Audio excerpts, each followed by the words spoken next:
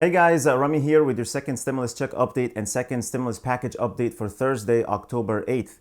We have big updates today from multiple sources about stimulus, and we might be much closer to a deal where Democrats are actually at a $1.7 trillion number instead of the $2.2 trillion that we've been hearing about for a long time. So let's talk about that and a lot more, but first, please make sure to hit the like button on the video and subscribe if you haven't already.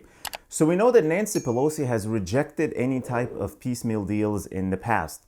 117 Democrats in the House urged her to pass an unemployment extension with the post office bill, and she said no. Republicans wanted to pass extra PPP money, and she said no. But when she made promises to the airlines, seems like she's now open to do that to keep her promise. Steve Mnuchin and Nancy Pelosi spoke by phone yesterday at 9:33 a.m. and sounds like Steve Mnuchin asked her how she feels about a standalone bill for the airlines.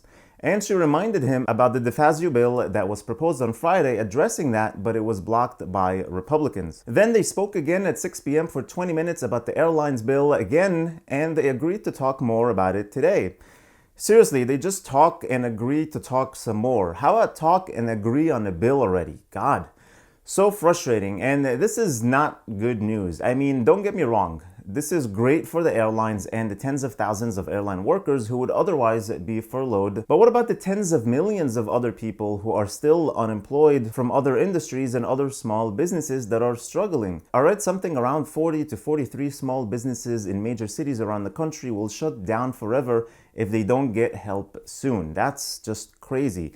And what about mortgage and rental assistance? 10 to 14 million renter households, or 23 to 34 million people, were behind on their rent by September 14, and by January we're going to be about $34 billion behind on rent, and evictions will start causing mass homelessness. The American people need help, not just the airlines. So as far as a large comprehensive bill goes, Representative Tom Reed, a leader in the Problem Solvers Caucus, said that we are within inches of getting this done. Let's not walk away now. He said that a deal on roughly $1.7 trillion package was around the corner, but negotiators still needed to iron out small things like whether another round of stimulus checks would also include undocumented immigrants who pay taxes, and whether the unemployment boost would exceed lost wages. Then he also said, I encourage the president and others to just take a deep breath, stand down, and take a look at the bigger picture. And he's also pushing for a comprehensive deal rather than piecemeal deals. And speaking of the Problem Solvers Caucus, we have a very interesting statement that came from Lindsey Graham. He said, I strongly recommend all my colleagues and President Donald Trump look at the House Problem Solvers Bipartisan $1.5 trillion stimulus relief package. It has many good things for individuals and businesses. This is huge coming from the man who not long ago, when asked about extending the unemployment benefits, said, over our dead bodies.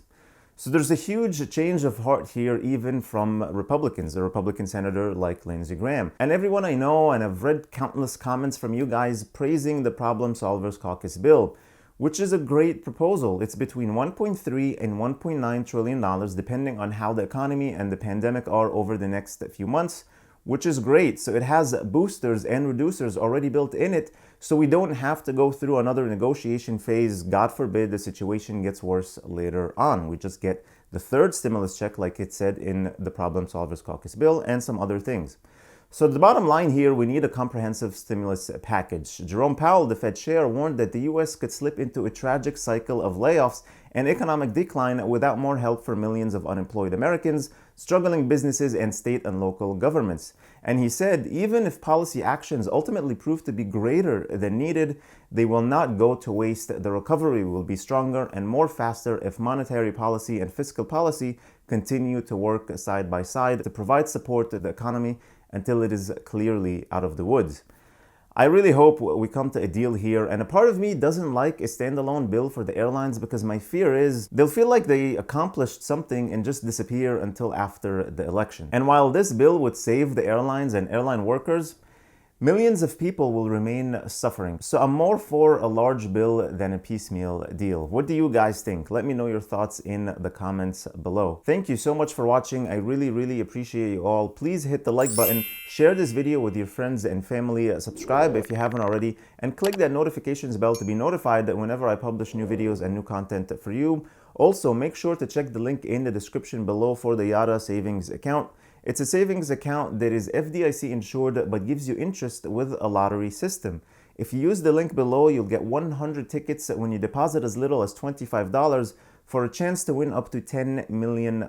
Then you'll get a weekly ticket for every $25 that you deposit. I think this is the future of banking, as it encourages savings to earn more chances at winning a big prize.